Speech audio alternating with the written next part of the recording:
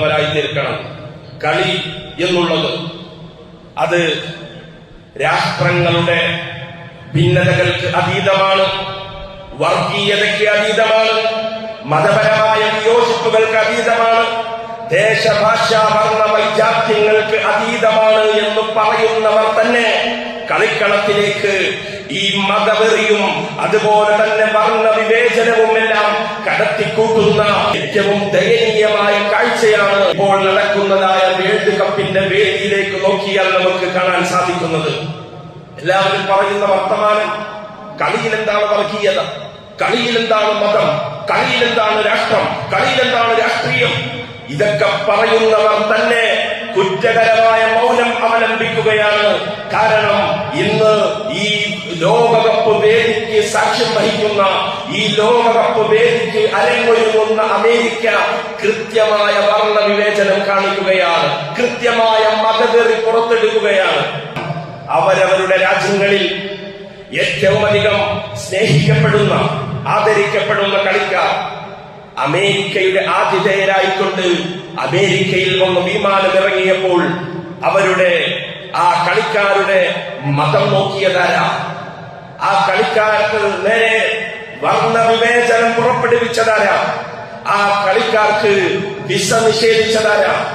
ഇന്ന് അമേരിക്കയിലേക്ക് പോകുന്ന ഓരോ രാഷ്ട്രങ്ങളും അവരുടെ അതിഥികളായിക്കൊണ്ട് അമേരിക്കയിലേക്ക് പോകുമ്പോൾ അമേരിക്കയുടെ താൽപര്യങ്ങൾക്ക് മാത്രം വഴങ്ങുന്നവരെ കളിപ്പിക്കുന്നതിന് വേണ്ടിയിട്ടാണ് ഇത്തരത്തിലുള്ള ഒരു ലോകകപ്പ് സംഘടിപ്പിക്കുന്നത് എങ്കിൽ അതിന് വേൾഡ് കപ്പ് എന്ന് പേരിടേണ്ട ആവശ്യമുണ്ടോ?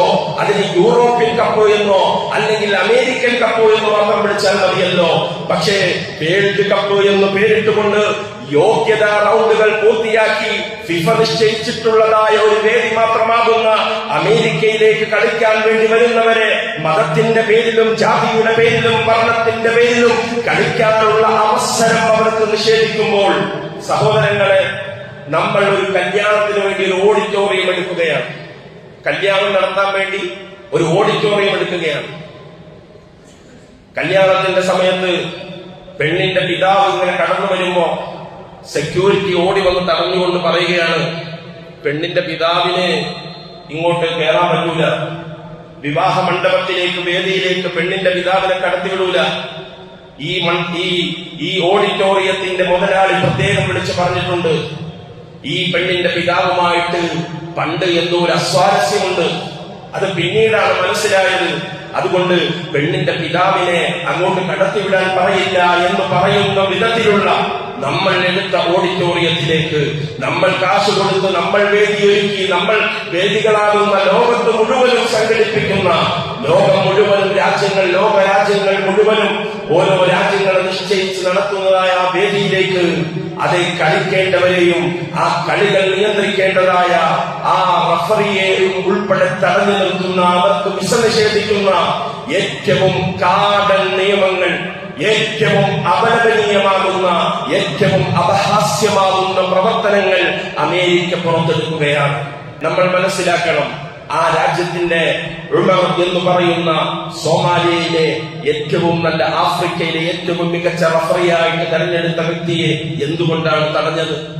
ലോകത്ത് ഇന്ന് വരെ കേട്ടുകേൾവിയില്ലാത്ത നിലയിൽ വർണ്ണ വിവേചനം പുറത്തെടുക്കുമ്പോൾ, മതവെറി പുറത്തെടുക്കുമ്പോൾ, കളിയുടെ പേരിൽ കളിയിൽ ഇതൊന്നുമില്ല എന്ന് നമ്മളും അവരും ആവർത്തിച്ചു പറയുമ്പോഴും ഇത്തരം ഇരട്ടത്താപ്പിന്റെ നയങ്ങൾ പുറത്തെടുക്കുന്നവർ ആരാണ് എന്ന് നമ്മൾ മനസ്സിലാക്കേണ്ടതുണ്ട്. അയാൾ സോമാലിയെ വിശേഷിപ്പിച്ചത് മാലിന്യമെന്നാണ്. അതുപോലെ തന്നെ ഡിസ്ഗസ്റ്റിംഗ് കൺട്രി എന്ന് പറഞ്ഞാൽ അറപ്പുളവാക്കുന്ന രാജ്യമെന്ന് സോമാലിയെ വിളിച്ചിട്ടുണ്ട്. ആ സോമാലിയക്കാരോട് ഇത്രമാത്രം മോശമായ വർണ്ണ വിവേചനം മനസ്സിൽ പേര് നടക്കുന്നതിന്റെ ഏറ്റവും അവസാനത്തെ ഉദാഹരണമാണ് ഉമർ അബ്ദുൽ ഖാദറിന് ആ ലോകത്തിലെ ആഫ്രിക്കയിലെ ഏറ്റവും മികച്ച റഫറിക്ക് അങ്ങോട്ട് വിസ നിഷേധിച്ചത്. അതുകൊണ്ട് അവർ ഏറ്റവും വലിയ റേസിസ്റ്റ് ഗവൺമെന്റ് ആണ്. അതുപോലെ തന്നെ ഈ പുതിയ കാലത്തും റേസിസം പുറത്തെടുക്കാൻ സാധിക്കുന്നതാണ്.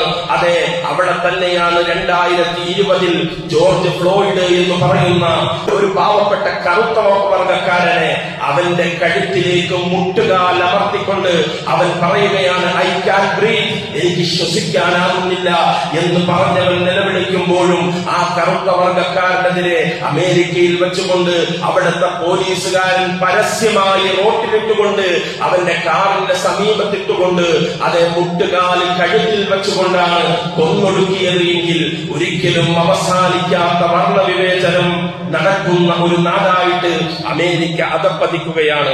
ഇവിടെ ഖത്തർ എന്ന് പറയുന്ന രാജ്യം വളരെ മാന്യമായി കൊണ്ട് ലഹരിയില്ലാതെ അനാശാസ്യമില്ലാതെ ലോകത്തെ ഏറ്റവും മാന്യമായ നിലയിൽ എങ്ങനെ കളിക്കാം, എങ്ങനെ കളി നടത്താമെന്ന് ലോകത്തിന് കാണിച്ചു കൊടുത്തല്ലോ. ആ ഖത്തർ എന്ന് പറയുന്ന രാജ്യത്തിലേക്ക് അതേ ഇസ്രായേലിന്റെ പ്രതിനിധികൾ കടന്നു വന്നിട്ടുണ്ട്. ഇസ്ലാമിന്റെയും മുസ്ലിമീങ്ങളുടെയും ആത്യന്തിക ശത്രുക്കളാകുന്ന ആ ഇസ്രായേലുകൾ അവർ കടന്നു വന്നപ്പോഴും ആ രാജ്യത്ത് അത് അവർക്ക് അതേ കളി കാണുവാനുള്ള കളിക്കാനുള്ള യോഗ്യത നേടിയിട്ടില്ല, അത് വേറെ കാര്യം. പക്ഷേ കളി കാണുവാനുള്ള അവരുടെ അവകാശത്തെ തടസ്സപ്പെടുത്തിയില്ല. അതുകൊണ്ട് സഹോദരങ്ങളെ, ഇവിടെയെല്ലാം നമുക്ക് മനസ്സിലാക്കാനുള്ളത് അല്ലാഹു സുബ്ഹാനഹു വ തആല മുഴുവൻ മനുഷ്യരാശിയെയും മുഴുവൻ മനുഷ്യരെയും വിളിച്ചുകൊണ്ട് പറഞ്ഞത് വലഖദ് കറംനാ ബനി ആദം. അവിടെ മതപരമായ യാതൊരു ഭിന്നിപ്പുകളും ഇല്ല. അല്ലാഹു തആല പറഞ്ഞു, ഞാനിതാ ആദം സന്തതികളെ മുഴുവനും ഞാൻ ബഹുമാനിച്ചിരിക്കുന്നു എന്ന് സൃഷ്ടാവായ അല്ലാഹു സുബ്ഹാനഹു വ തആല പറഞ്ഞ പരിശുദ്ധമായ ഖുർആൻ നമുക്ക് മുന്നിലുണ്ട്. ഈ നിലയിലാണ് നമ്മുടെ നിലപാടുകൾ നമ്മൾ രൂപീകരിക്കേണ്ടത്.